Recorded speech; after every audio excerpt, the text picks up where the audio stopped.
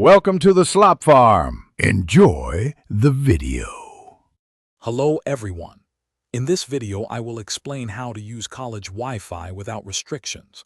College networks are designed to manage internet usage, which often means encountering content filters or bandwidth limits.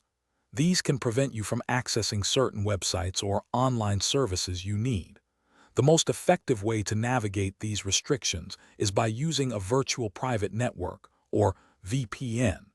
A VPN encrypts your internet traffic, ensuring your online activities remain private and allowing you to bypass those network limitations seamlessly. So, how does a VPN actually work?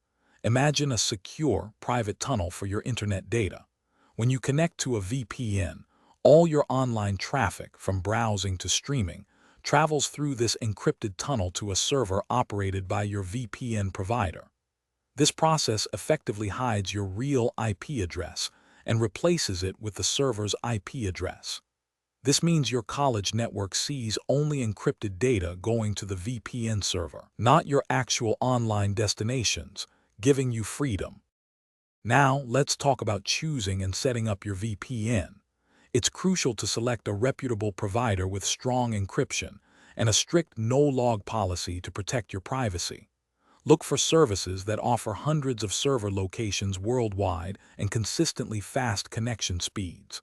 Once you've chosen, simply download and install their application on your device. Then, connect to a server location outside your college network, and you're ready to enjoy unrestricted access.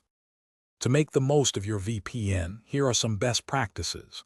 Always activate your VPN before attempting to access any content that might be restricted. For the best performance, select a server location that is geographically close to you, as this often provides faster speeds. Remember, while VPNs offer great benefits, they might slightly reduce your overall internet speed. Finally, it's always wise to review your college's IT policy regarding VPN usage to ensure you are in compliance. Thanks for watching. Consider subscribing if we helped you today.